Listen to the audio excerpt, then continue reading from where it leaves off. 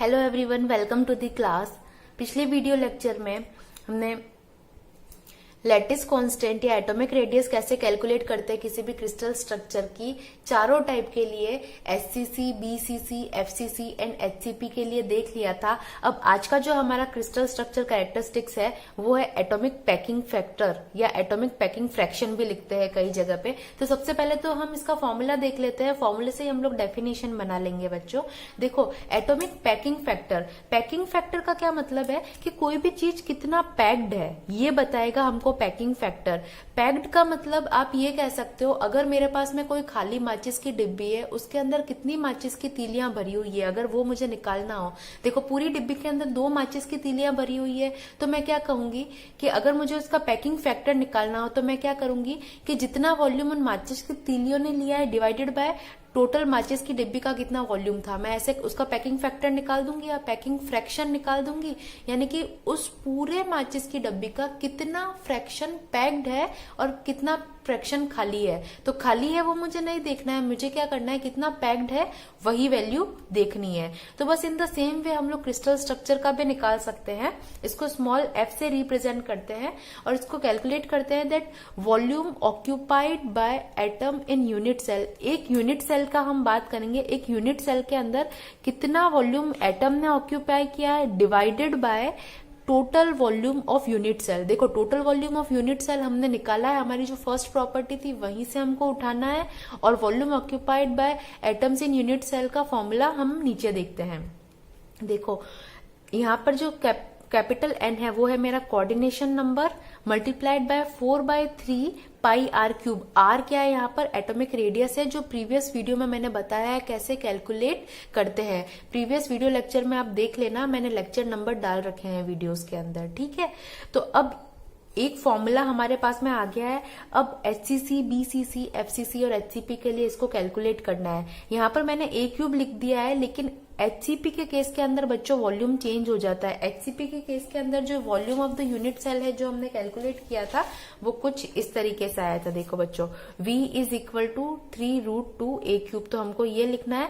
बाकी सब क्या होते हैं, क्यूबिक स्ट्रक्चर है, तो बाकी सब के अंदर ए क्यूब ही लगेगा। ओके, तो अब हम पहले देखते हैं एचसीसी के लिए।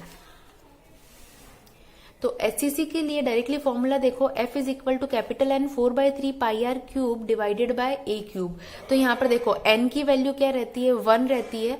4/3 पाई, R की जगह मैं क्या कर दूंगी, A/2। R क्या है, मेरा एटॉमिक रेडियस है। एचसीसी के लिए R की वैल्यू A/2 आई थी। ये भी प्रीवियस वीडियो लेक्चर के अंदर R की सारी वैल्यूज कैलकुलेट करी हुई है। जिसने भी प्रीवियस वीडियो लेक्चर नहीं देखा है वो उसको ये वीडियो लेक्चर नहीं समझ में आने वाला, तो आप विजिट कीजिएगा उसको, है ना।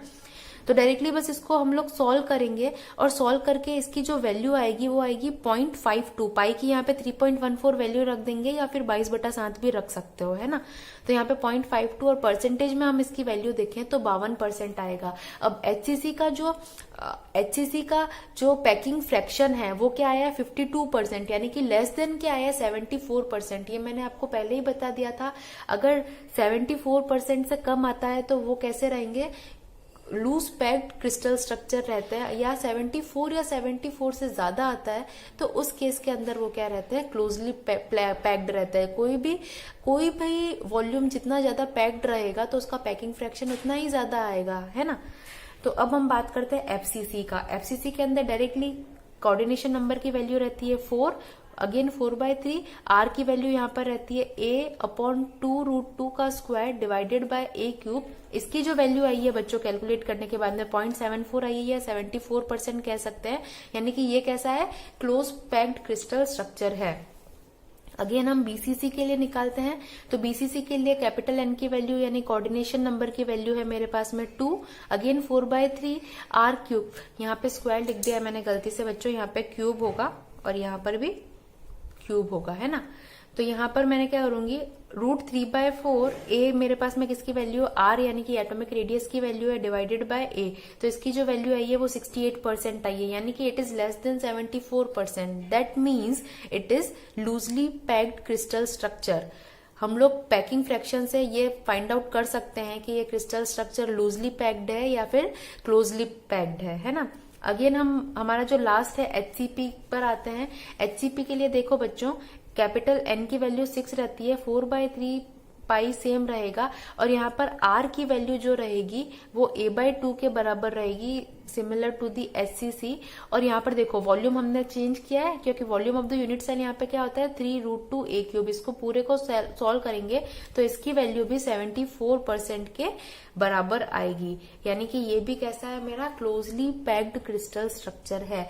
तो यहाँ पर हमारा जो 5th कैरेक्टरिस्टिक थी पैकिंग फ्रैक्शन वो खत्म होता है। अब हम लोग जो लास्ट हमारा क्रिस्टल स्ट्रक्चर का कैरेक्टरिस्टिक्स है वहां पर आते हैं, वो है density of any crystal structure. Density of crystal structure ये जस्ट क्यूबिक के लिए हम लोग डिफाइन करते हैं।